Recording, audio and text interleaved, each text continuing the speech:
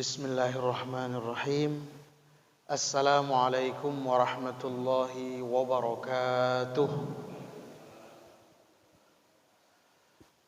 Alhamdulillahil wahidil qahar, al-azizil jabbar, fatiris samawati wal ar, wa ja'ilil laili wan nahar, wa khaliqil jannati wan nar. Allahumma salli ala nuril anwar, wa sirril asrar, wa tiryakil aghyar, wa miftahi babil yasar, Sayyidina Muhammadin al-Mukhtar, wa alihil athhar, wa ashabil akhyar, amma ba'du.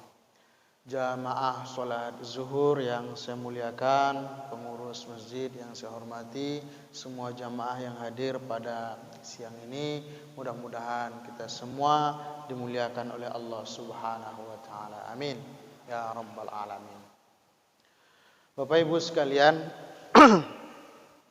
dalam kitab Al-Fawaidul Mukhtarah karangan Habib Zain bin Ibrahim bin Smith, ada hadis Nabi kita Muhammad sallallahu alaihi wasallam an Ubay radhiyallahu anhu qala Rasulullah sallallahu alaihi wasallam al-husunu salasah. Benteng orang yang beriman itu, kata Nabi, ada 3. Ini juga sekaligus anti corona ya. Mudah-mudahan Allah melindungi kita semua, berbaik sangka terus kepada Allah Subhanahu wa taala. Al-husunu salasah, 3. Apa benteng orang beriman? Atau kalaupun mau dijadikan azimat, jimat, inilah jimat orang beriman yang sebenarnya. Yang pertama kata Nabi, al-masjidu hisnun. Jadikan masjid itu sebagai benteng. Kita harus back to masjid. Kembali ke masjid. Protokol kesehatan penting. Masker harus, jaga jarak silahkan, tapi kita tetap harus kembali ke masjid. Yuk sholatnya tetap ke masjid. Kalau mau mengaji ya silahkan di rumah. Kalau mau berzikir tidak apa-apa di rumah. Tapi terkhusus untuk sholat berjamaahnya, mari sama-sama kita laksanakan di masjid. Mengapa kita harus ke masjid? Terlalu banyak alasan. Perintah Allah, perintah Rasulullah untuk kita tetap harus ke masjid. Jadikan masjid ini benteng orang yang beriman. Kita inilah. Apapun terjadi ke depan, maka kita berharap jangan pernah tinggalkan rumah Allah ini. Al-masjidu buyutul muttaqin, kata Nabi. Masjid ini adalah rumah orang yang bertakwa. Mau mencari orang bertakwa itu cari mereka di mana? Cari di masjid. Bukan di gunung, bukan di dasar lautan, bukan di tengah-tengah hutan, tapi cari mereka. Hadir tidak mereka dalam aktivitas ubudiyah, hadir mereka tidak ke masjid. Masjid adalah rumah orang-orang yang bertakwa. Kemudian dalam redaksi yang lain Nabi katakan, man allafal masjid allafahullah. Siapa yang sayang, suka, cinta ke masjid, maka Allah akan sayang, suka, cinta kepadanya. 2. Mengapa lagi kita harus ke masjid, jamaah yang dimuliakan oleh Allah Subhanahu wa taala? Karena memang langkah yang paling indah adalah langkah ketika kita langkahkan kaki ini menuju masjid, menuju rumah Allah Subhanahu wa taala. Langkah pertama dihapus satu kesalahan, langkah kedua ditulis satu kebaikan, langkah ketiga dinaikkan satu derajat. Maka kata para ulama, kalau ada banyak jalan dari rumah menuju masjid, jalan yang pertama yang paling dekat. Paling dekat. Kenapa? Karena biar cepat sampai ke masjid. Dan jalan yang kedua, jalan yang lain, jalan yang paling jauh. Agar apa? Agar banyak langkah. Kecilkan langkah menuju masjid agar setiap langkah kelipatan pahalanya ditambah oleh Allah Subhanahu wa taala. Itu hanya jika kita langkahkan menuju masjid. Bapak Ibu yang saya hormati, saya muliakan, banyak sekali alasan mengapa kita harus diperintahkan untuk datang ke masjid, dan yang paling utamanya sesuai Allah sebutkan di dalam Al-Qur'an surat Taubah adalah alat pengukur iman seseorang itu ditentukan hadir tidaknya mereka ke masjid. Innama ya'muru masajidallah man amana billah al-ayah. Sesungguhnya orang-orang yang memakmurkan masjid mereka orang-orang yang beriman kepada Allah. Orang-orang yang beriman kepada Allah, indikatornya salah satunya adalah memakmurkan masjid. Idza ra'aitumur rajul ya'taddul masjid, apabila engkau lihat seseorang membiasakan dirinya hadir ke masjid, fashhadu lahu bil iman, saksikan bahwa dia orang-orang yang beriman kepada Allah Subhanahu wa taala. Mudah-mudahan kita ini termasuk dalam golongan orang-orang yang sampai titik darah penghabisan nanti tetap bisa melaksanakan ibadah ke masjid. Orang-orang yang membiasakan dirinya ke masjid, insyaallah Bapak Ibu sekalian, potensi nanti meninggalnya baik di masjid. Salah satu tempat yang meninggal istimewa ketika kita sedang sholat. Sekarang kan banyak kita saksikan di media sosial itu, karena masjid musola kan sudah banyak yang pakai CCTV. Jadi kadang ada di sana kejadian yang memang luar biasa, tersaksikan oleh kita seseorang yang wafat ketika dalam melaksanakan sholat. Itu insya Allah salah satu indikator orang yang kembali kepada Allah dalam keadaan husnul khatimah. Ini yang pertama. Maka jemaah yang dimuliakan oleh Allah, jadikan benteng kita adalah masjid, artinya makmurkan masjid dalam kondisi apapun. Satu. Yang kedua, kata Nabi, wa qiraatul Qur'an hisnun, jadikan qiraah membaca Al-Quran itu sebagai benteng. Artinya tetap luangkan waktu kita. Tapi kalau kita tunggu waktu luang, kita ini Pak tak punya waktu luang untuk baca Quran. Kenapa? Asal duduk handphone, kemana terletak, kemana singgah handphone. Bahkan saya pernah menemukan seseorang yang memang bermain handphone dalam sholatnya. Nah, ini terlepas dari perkara khilafiyah dalam mazhab Syafi'i, ini memang agak fokus sedikit ya, tak boleh bahkan suara handphone itu sedang berbunyi pun mereka kalau zaman-zaman dulu, bukan suara handphone saja, suara apa saja itu bukan dimatikan atau segala macam, memang dibiarkan. Apa alasan mereka? Mengganggu kehusukan. Jadi pesannya, berupayalah sebelum sholat dicek handphonenya dulu. Karena suara yang mengganggu diri sendiri dalam sholat itu hukumnya makruh.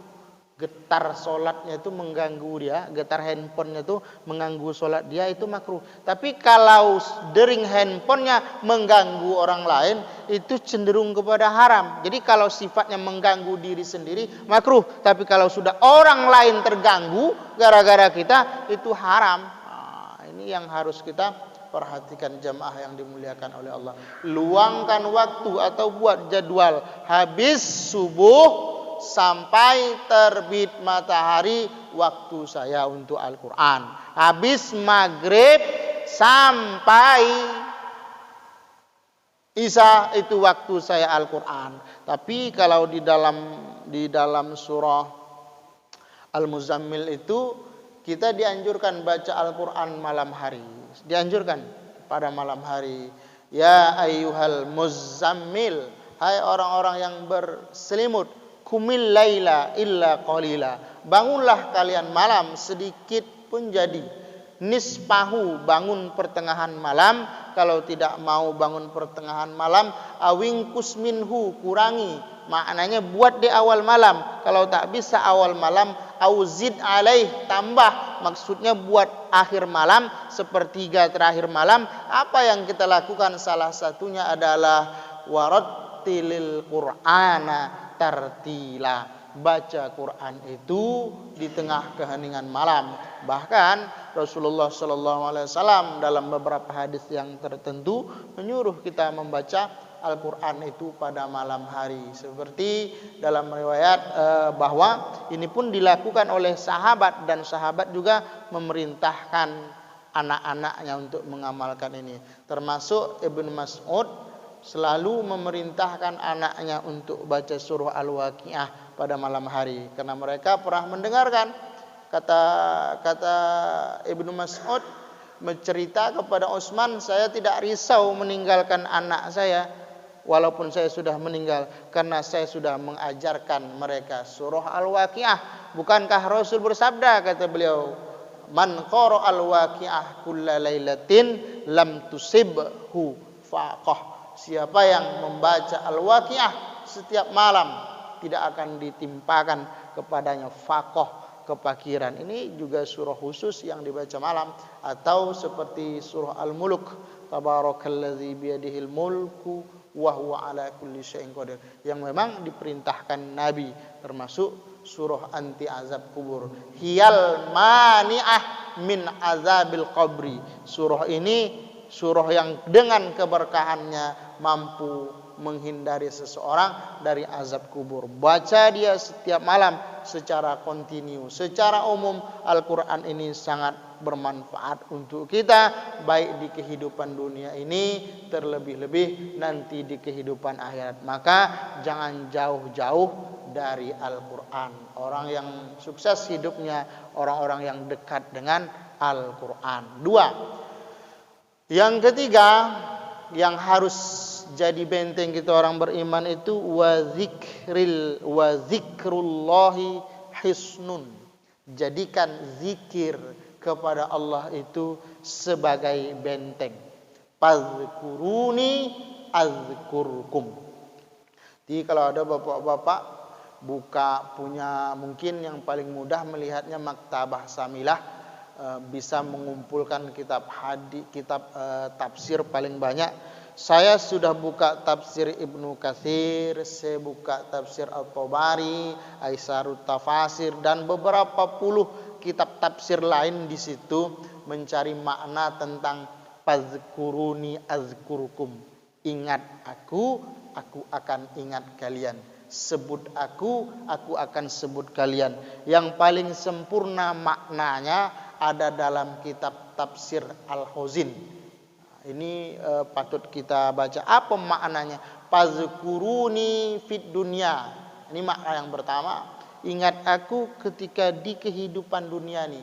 Azkurukum fil akhirah. Nanti aku akan ingat kalian nanti di akhirat. Jadi kalau di dunia ini banyak kita mengingat, menyebut Allah Subhanahu wa taala, insyaallah nanti mulai dari alam kubur sampai seterusnya berbangkit, hisab mizan sampai terus ke ujung, Allah akan ingat kita.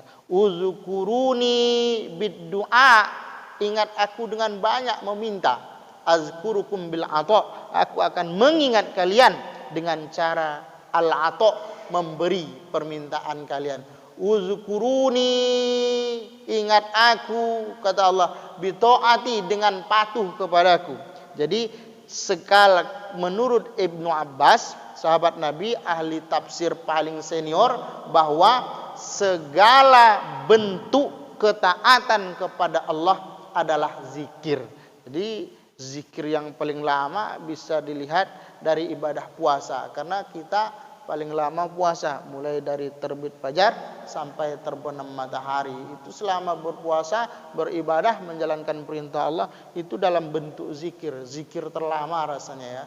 Di luar negeri ada kawan-kawan kita, saudara-saudara kita yang puasa sampai 22 jam lebih. Di mana tuh Pak? Australia atau di mana tuh ya? Mereka lebih lama. Maka kita beruntunglah orang-orang yang tetap bisa ingat kepada Allah. Ingat aku. Kapanpun kita ingat Allah, terlebih-lebih di tengah keheningan malam, pasti Allah ingat kita. Apapun bentuk zikirnya, mau la ilaha illallah, silahkan. Itu yang paling populer. Jaddidu imanakum, kata Nabi kepada para sahabat. Jadidlah, perbaharuilah iman kalian. Kaifa nujaddidu imanana? Bagaimana cara kami memperbaharui iman kami ya Rasulullah? Aksiru min qauli la ilaha illallah. Banyak baca la ilaha illallah, tapi bukan hanya baca di lisan, tapi sampai ke dalam hati kita. Ini benteng kita orang beriman yang pertama, dekat ke masjid, jangan jauh dari masjid, makmurkan masjid, musola, rumah-rumah Allah. Kemudian banyak dekat dengan Al-Quran, baca Al-Quran, pelajari Al-Quran, pahami isi kandungan Al-Quran pelan-pelan, mengamalkan isi Al-Quran, dan yang terakhir banyak mengingat Allah, banyak berzikir kepada Allah. Orang yang cerdas itu adalah alladzina yadhkurunallah qiyaman wa qu'udan wa 'ala junubihim. Mereka ingat kepada Allah, mereka menyebut Allah baik waktu duduk, berbaring, berdiri, kapanpun kondisi mereka, apapun kondisi mereka, mereka tetap ingat kepada Allah Subhanahu wa taala. Mudah-mudahan bermanfaat. Subhanakallahumma wa bihamdika asyhadu an la ilaha illa anta astaghfiruka wa atubu ilaik. Wassalamualaikum warahmatullahi wabarakatuh.